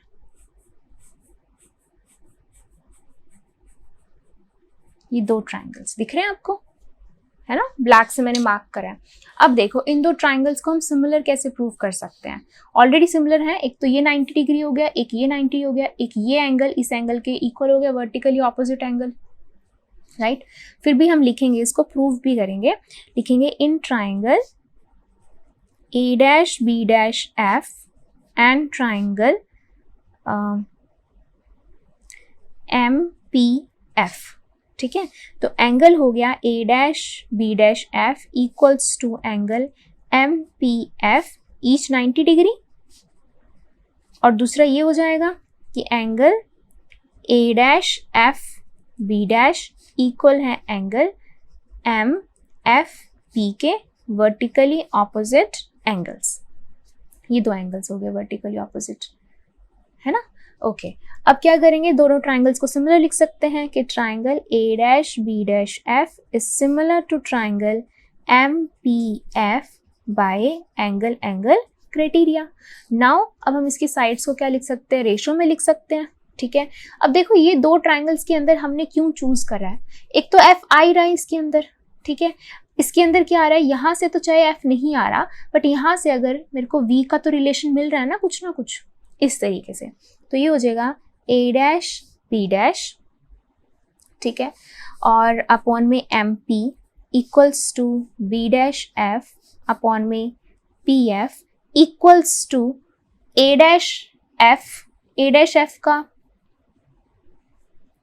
कोई रिलेशन है नहीं, इसका इज इक्वल टू अपॉन में एम एफ का, ये लिखने की नीड नहीं है क्योंकि इसका इसके साथ रिलेशन हमें ज़रूरत ही नहीं है, ठीक है।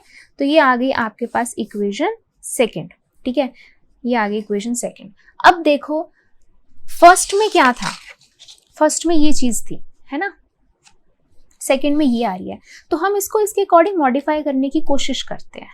कैसे करेंगे, एक तो नीचे ए डैश बी डैश है, ठीक है, तो एक तो हम इसको क्या करेंगे, रेसिप्रोकल करेंगे, ठीक है। दूसरी बात M P equal to A B है, क्योंकि जितनी आपकी ऑब्जेक्ट जितना लेंथ का है उतनी ही पैरेलल आपकी वो फेंकेगा ना, इंसिडेंट रे फेंकेगा, तो यानी कि एम पी इक्वल है ए बी के, ठीक है, as M P equals to A B.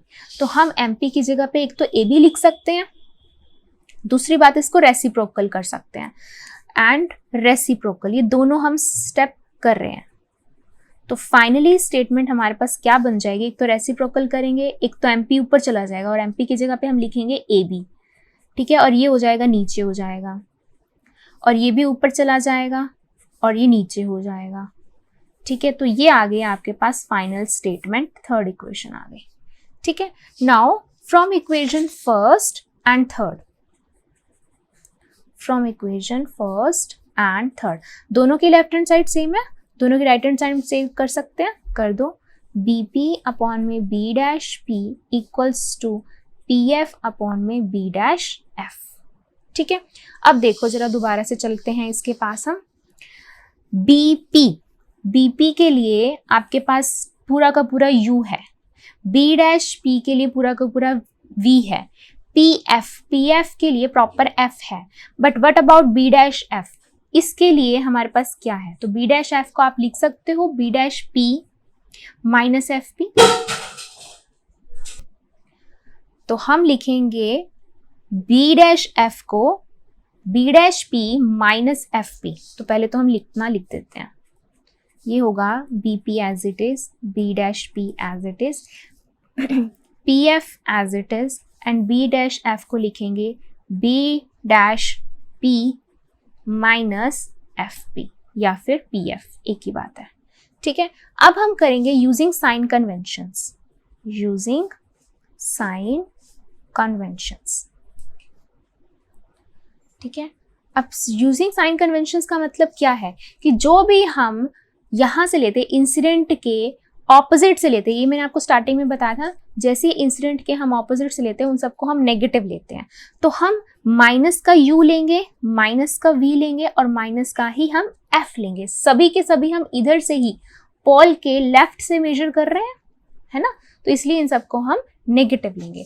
तो bp इज u, तो यहाँ आ जाएगा, इसके जगह आएगा माइनस का u, b डैश p ये हो जाएगा माइनस का v, पी एफ ये हो जाएगा माइनस का एफ, डिवाइड में बी डैश पी ये होगा माइनस का वी, और यहाँ है माइनस पी एफ होगा माइनस का एफ, तो माइनस का F.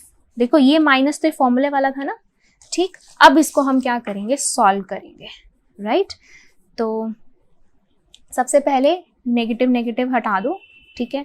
u by V equals to minus F upon में minus V, minus minus plus F हो जाएगा, ठीक है।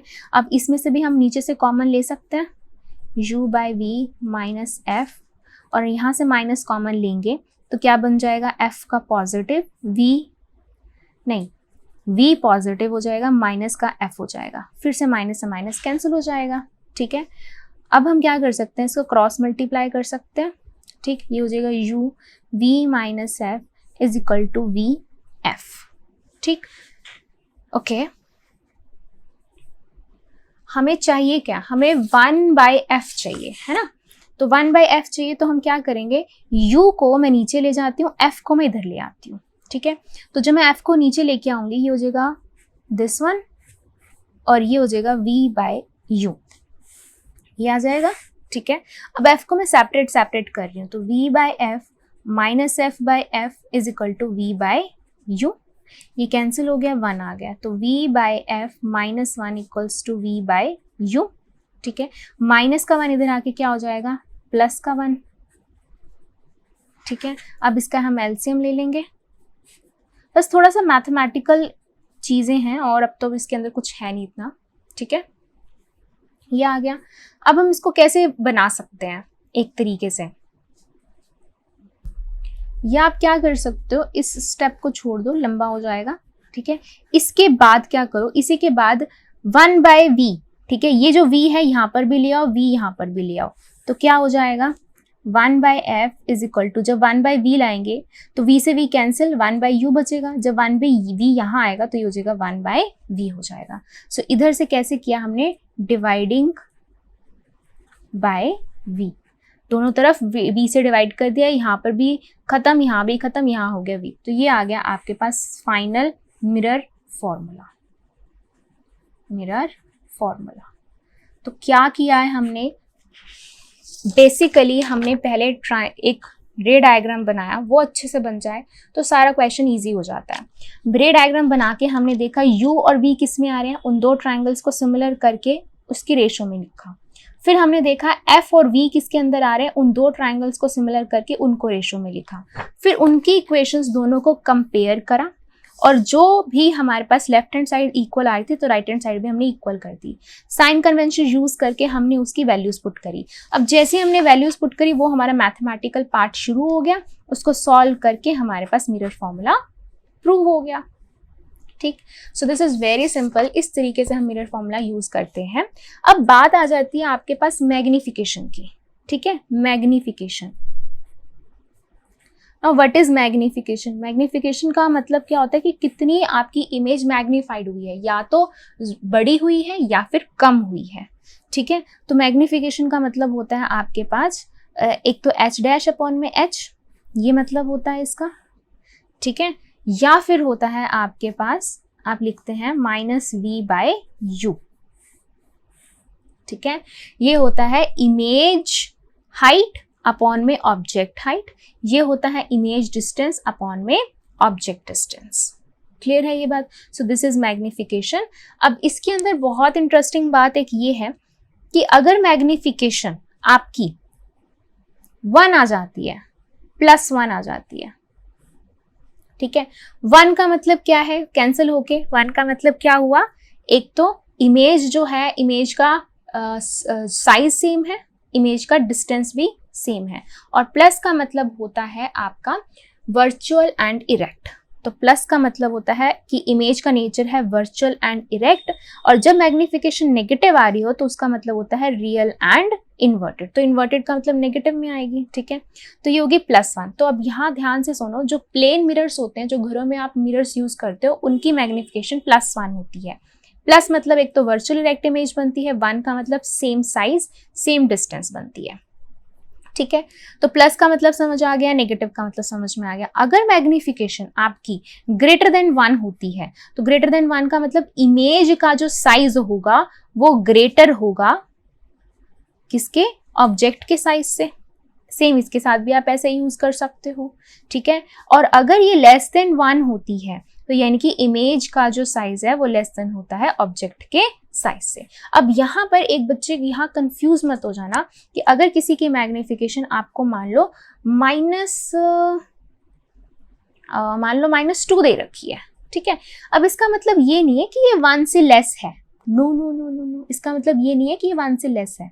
इसका मतलब ये है कि साइन आपने अलग देखना है और नंबर आपने अलग देखना है। साइन अलग देखना है, नंबर अलग देखना है। तो साइन रिवील्स द नेचर, ठीक है, कि रियल इन्वर्टेड है या वर्चुअल इरेक्ट है, और ये जो नंबर है वो आपका बताता है कि साइज बड़ा होगा या छोटा होगा। ये चीज ध्यान रखनी है और ये चीज इंपॉर्टेंट है, ठीक है। तो ये था all about the theory of this mirror formula. अब हम करते हैं इसी से रिलेटेड एग्जांपल्स। तो स्टार्ट करते हैं विद फर्स्ट एग्जांपल। तो फर्स्ट एग्जांपल कहता है कि suppose that the lower half of the concave mirror reflecting surface in figure is covered with an opaque non-reflecting material. What effect will this have on the image if the object is placed in front of the mirror? तो देखो क्या बोल रहे हैं, वो कह रहे हैं कि इस तरीके से ये मान लो एक कॉन्केव मिरर है। तो ये कॉन्केव मिरर है, इस तरीके से हमने रखा हुआ है, ठीक है। ये कॉन्केव मिरर है, ठीक है। हमने क्या किया, इसके हाफ पार्ट को ना ओपेक से कवर कर दिया। ये रहा हाफ पार्ट, हमने ओपेक से कवर कर दिया, ठीक। अब वो कह रहे हैं कि अब क्या जो इमेज बनेगी वो क्या आधी बनेगी, ये कैसी बनेगी, ये इफेक्ट पे क्या फर्क पड़ेगा, ठीक है। तो देखो सबसे इंपॉर्टेंट बात, पहले तो मैं आपसे ये पूछती हूँ कि जब कभी भी आपका मिरर, मान लो कोई भी मिरर है, वो टूट जाता है, ठीक है, वो टूट जाता है, तो क्या आप उसके अंदर आधे दिखाई देते हो? नहीं ना, पूरे दिखाई देते हो ना, बट आपका साइज थोड़ा सा छोटा हो जाता है, आप थोड़े से ब्लर हो जाते हो, है ना। आपने देखा ही होगा जो आपके मिरर्स लगे होते हैं, चाहे आप वॉश बेसिन का मिरर यूज कर लो या आप ड्रेसिंग टेबल का मिरर यूज कर लो, है ना। तो क्या होता है, आप दिखते तो पूरे हो, राइट, तो होता क्या है, थोड़ी सी वो ब्लर हो जाते हैं। या आप बोल सकते हो कि जो व्हीकल्स के साइड में मिरर लगे होते हैं, चाहे वो छोटे हों चाहे वो बड़े हों, दिखाते तो वो पूरी इमेज है ना, ठीक है। तो ऐसा तो नहीं है कि आधा छोटा मिरर है तो पीछे से आधी गाड़ी आपको दिखाई देती है, ऐसा तो नहीं होता। सेम यहाँ पर भी ऐसा सीन है कि अगर यहाँ पे कोई ऑब्जेक्ट पड़ा हुआ है, इससे सिर्फ 2 रेज थोड़ी आ रही हैं, इससे तो बहुत सारी मल्टीपल रेज आ रही हैं, ठीक है। तो टकराने के बाद जहां भी बनेगी इमेज, वो क्या हो जाएगी, उसकी इंटेंसिटी थोड़ी सी लो हो जाएगी, इंटेंसिटी लो हो जाएगी, यानी कि वो इतनी क्लियर नहीं दिखेगी जितनी वो पूरी मिरर में दिख रही थी, क्योंकि उसने आधी रेज जो है ना वो ब्लॉक कर दी है। देखो जितनी भी इंसिडेंट रेज आ रही हैं, टकराने के बाद कहीं ना कहीं इमेज तो बनाएंगी। अब जितनी पड़ रही थी उनमें से आधी तो निगलेक्ट हो गई क्योंकि ये ओपेक से कवर है। अब ये आधी इंसिडेंट रेज की वजह से जो इमेज बनेगी वो थोड़ी सी उसकी इंटेंसिटी लो होगी। तो इसके हम आंसर्स को लिखेंगे कैसे, हम लिखेंगे You may think that the image will now show only half of the object. अब आपको लग रहा होगा कि इमेज सिर्फ आधी बनेगी क्योंकि हमने आधा कवर कर दिया है। But taking the laws of reflection to be true for all the points of remaining part of the mirror. अब हमें तो पता है कि laws of reflection का मतलब क्या है कि बाकी पार्ट ऑफ मिरर में तो जितने भी इंसिडेंट कर रही हैं वो तो रिफ्लेक्ट करेंगी ना, ठीक है। The image will now that be the whole object. तो इमेज तो बनेगी, पूरे ऑब्जेक्ट की बनेगी। However, as the area of reflecting surface has been reduced, the intensity of image will be low, in this case half. क्या कह रहे हैं वो कह रहे हैं अब क्या होगा, इंटेंसिटी इसकी लो हो जाएगी जितनी पहली इंटेंसिटी थी। इस केस में हमने आधा कवर किया तो पहले से इंटेंसिटी आधी हो जाएगी, जितना हमें क्लियर पहले दिखाई दे रहा था अब उसका आधा क्लियर दिखाई हमें देगा, ठीक है। बट इमेज पूरे ऑब्जेक्ट की बनेगी क्योंकि जो इसके ऊपर फॉल कर रही है ये रिफ्लेक्ट करने के बाद जहां भी मीट करेंगी वो बनाएंगी तो पूरी की पूरी ना, ठीक है। तो ये था इसका एग्जाम्पल 9.1। चलिए करते हैं नेक्स्ट एग्जाम्पल। तो अब बात करते हैं एग्जाम्पल 9.2 क्या कह रहा है। A mobile phone lies along the principal axis of a concave mirror as shown. तो मैं आपको अभी डायग्राम बनाती हूँ।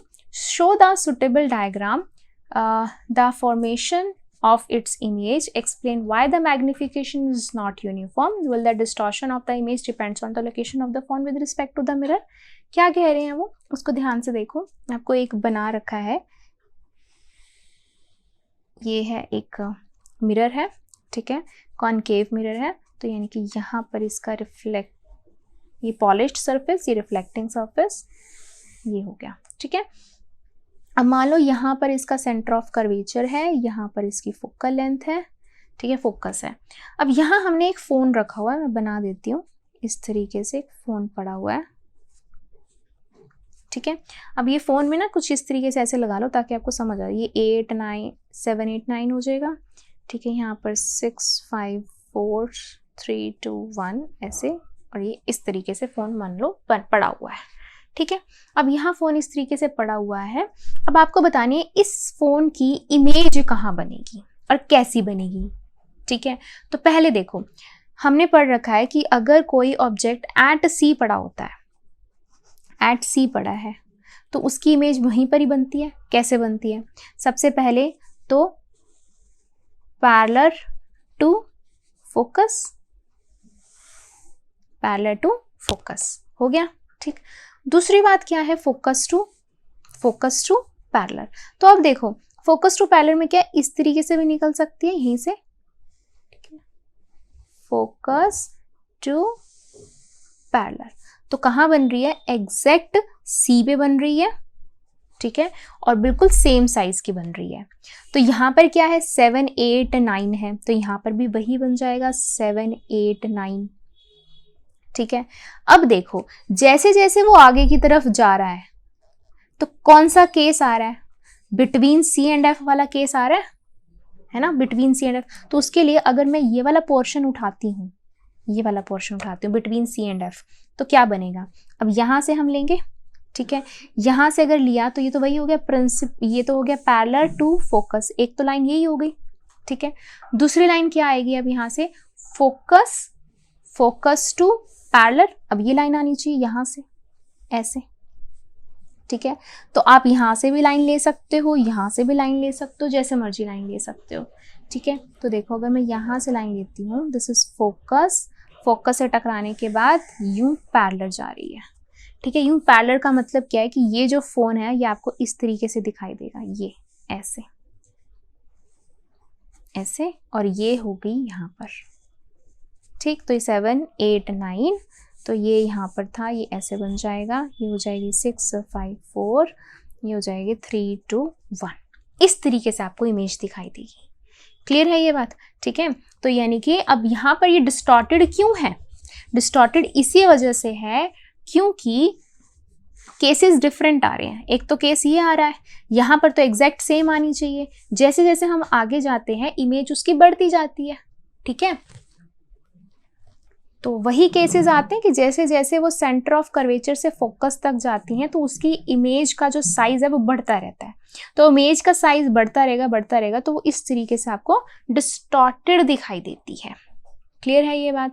ठीक है। तो ये आपने यहाँ पर ऐसे लिखना है कि as we go from centre of curvature to focus the size of the image increases, that's why हमें इस तरीके से डिस्टॉर्टेड दिखाई देती है as according to the cases of concave mirror, right? तो ये था आपका एग्जाम्पल 9.2। चलिए करते एग्जाम्पल 9.3। एग्जाम्पल 9.3 क्या कह रहा है? An object is placed at 10 cm 5 cm in front of a concave mirror of radius of curvature 15 cm. Find the position, nature and the magnification of image in each case. तो यहाँ आपको दो cases they रखे हैं। पहला case जब आपका जो ऑब्जेक्ट है वो 10 सेंटीमीटर दूर रखा हुआ है, दूसरा जब 5 सेंटीमीटर दूर रखा हुआ है, और दोनों में ही रेडियस ऑफ कर्वेचर 15 है। दोनों के लिए आपको position, nature and size, position का मतलब v निकालना है, नेचर मतलब कि आपको उसके बारे में बताना है कि जो है किस तरीके की होगी, रियल इन्वर्टेड या फिर वर्चुअल इरेक्ट होगी, ठीक है। और उसके बाद मैग्निफिकेशन। क्लियर है ये बात? चलो शुरू करते हैं। तो पहले केस के अंदर 10 दे रखा है, 10 मतलब कि u आपको दे रखा है 10, u बाय साइन कन्वेंशन हमेशा लेफ्ट में होता है तो नेगेटिव लेते हैं, ठीक है। और कॉनकेव मिरर के लिए जो रेडियस ऑफ कर्वेचर होता है वो नेगेटिव होता है, क्योंकि हमें पता है कॉनकेव मिरर हम ऐसे रखते हैं, इस तरफ होता है, इस तरफ ही सारी u भी यहीं आता है, f भी यहीं आता है, तो इसीलिए f भी इसके लिए क्या रहता है, नेगेटिव रहता है। तो f हो जाएगा आपका कितना, r/2, तो 15/2 दैट इज -7.5 सेंटीमीटर, ठीक है। और v निकालना है आपको, तो निकालते हैं 1/f is equal to 1/v plus 1/u, तो ये हो जाएगा माइनस का 1/7.5, तो पॉइंट हटा दिया, ऊपर 10 लग जाएगा, v निकालना है, u हो जाएगा 10, माइनस इधर आके क्या हो जाएगा, प्लस का हो जाएगा, ठीक है। फिर यहाँ से हम एलसीएम ले लेंगे, ठीक है, और एलसीएम हम डायरेक्ट ले लेते हैं, 750 ले लेते हैं, इजी रह जाएगा हमारे लिए, ठीक है। तो ये हो जाएगा माइनस का 100 प्लस का 75 1/v, ये हो जाएगा माइनस का 25/750, ठीक है। इसको इससे कैंसिल करेंगे, ये आ जाएगा 30, तो -1/30 इक्वल्स टू 1/v, तो v कितना आ गया, -30 सेंटीमीटर। क्लियर है ये बात, ठीक। तो आपने फर्स्ट के लिए v निकाल लिया, नेचर पोजीशन निकाला, तो मैग्निफिकेशन का formula -v/u, so -v, minus is -30, u is -10, तो ये हो गया प्लस का 30 अपॉन में माइनस का 10, ये आ गई मैग्निफिकेशन -3। अब माइनस का मतलब क्या है, रियल एंड इन्वर्टेड, और 3 का मतलब क्या है, एनलार्ज्ड या मैग्नीफाइड। यही बताया था आपको, 1 से ग्रेटर आए तो दोनों का ही अलग अलग मतलब होता है, ठीक है। तो ये था इसका फर्स्ट पार्ट के लिए। अब हम करते हैं इसके सेकंड पार्ट के लिए। सो फॉर सेकंड पार्ट आपने u क्या लेना है, इस बार 5, ठीक है। तो u हो गया, और u तो हमेशा नेगेटिव लेते हैं लेफ्ट हैंड साइड के लिए, तो माइनस का 5 हो जाएगा। फोकल लेंथ अगेन वही है आपके पास -7.5 सेंटीमीटर, इसके लिए भी आपको v निकालना है, तो फॉर्मूला लगाते हैं 1/f equals to 1/v plus 1/u, so this is -10/75, v निकालना है, -1/5, इधर आके ले लेते हैं हम इसको प्लस का, तो ये 75 ही एलसीएम आ जाएगा, so this is -10, this is 15, ठीक है। ये हो गया 5/75, कैंसिल होके ये आ गया आपके पास 15, ठीक है। 1/15 1/v, सो v निकल आया आपके पास 15 सेंटीमीटर, ठीक है। v निकाल लिया। अब मैग्निफिकेशन के लिए -v/u, -15 and u is minus का 5, ये आ गया 3, तो मैग्निफिकेशन आई है +3, प्लस का मतलब वर्चुअल एंड डायरेक्ट, और 3 मतलब एनलार्ज्ड या फिर मैग्नीफाइड, ठीक है। तो ये था आपका एग्जाम्पल 9.3, जिसके अंदर बिल्कुल सिंपल हमने 10th का ही फॉर्मूला यूज किया है। तो अब जैसे हमने दोनों ही केसेस के अंदर क्या निकाली है, पोजीशन निकाली है, v निकाला है, ठीक है। तो यहाँ फर्स्ट केस में v आ रहा है नेगेटिव। नेगेटिव का मतलब क्या है कि जो इमेज बनेगी वो आपकी उसी साइड पे ही बनेगी जहाँ आपने क्या बना रखा है, ऑब्जेक्ट बनाया हुआ है, ठीक है। जहाँ ऑब्जेक्ट है वहीं पर ये v बनेगा। दूसरे में क्या आ रहा है, v पॉजिटिव आ रहा है। v पॉजिटिव का मतलब क्या है कि जो ऑब्जेक्ट, जो इमेज बनेगी वो आपकी बिहाइंड द मिरर बनेगी। अब आपको देखो, दोनों ही मैं आपको बना के दिखाती हूँ, आपको और ज़्यादा क्लियर हो जाएगा, केसेस भी क्लियर हो जाएंगे। तो केस फर्स्ट का अगर मैं रे डायग्राम बनाती हूँ तो उसको ध्यान से देखना कैसे बनेगा। ये आपको u दे रखा है आपको -10, ठीक है। u आपको दे रखा है -10, f आपके पास है -7.5, और v कितनी निकल के आई है आपके पास -30, ठीक है। तो अब यहाँ पर ना एक चीज देखो, this is concave, right, concave mirror, ये रहा कॉनकेव। देखो हम क्या करते हैं, यहाँ पर c होता है, यहाँ पर f होता है, ठीक है। हम देखते हैं कि कौन सा केस बन रहा है इसका।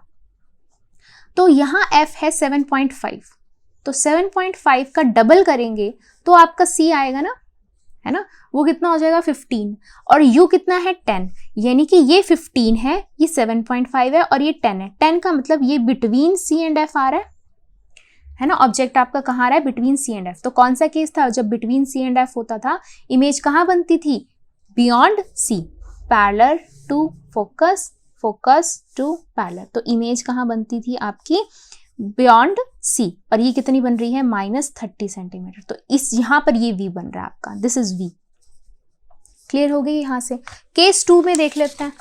अब केस 2 में क्या है, u जो है वो आपका है -5 सेंटीमीटर, f तो वही है -7.5 और v जो निकल के आया वो 15 निकल के आया। अब इसको समझो कैसे है, अगेन ये आपका हो गया कॉनकेव, ठीक है। ये था f, ये था c, तो f कितना था 7.5 और u कितना है 5, यानी कि 5 is in between pole and focus.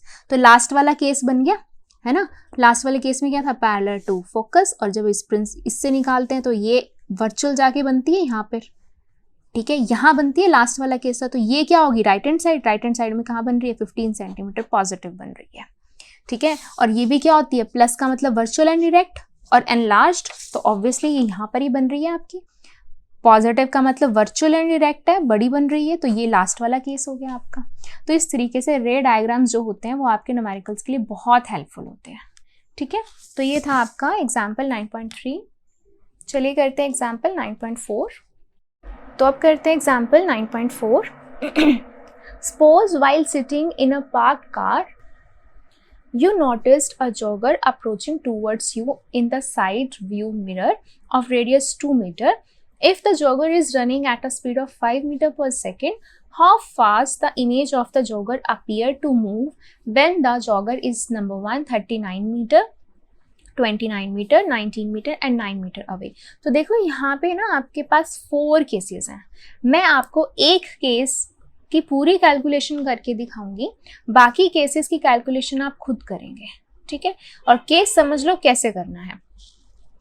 तो देखो सबसे पहली बात क्या है, आप बैठे हुए हो, ठीक है, एक जॉगर आप बैठे हुए हो, यहाँ आप मिरर में देख रहे हो, एक जॉगर आ रहा है दूर से, ठीक है। कितनी स्पीड से चल रहा है वो, 5 मीटर पर सेकंड की स्पीड से चल रहा है, ठीक है। तो क्या होता है, वो सबसे पहले 39 मीटर पे देखना है आपको।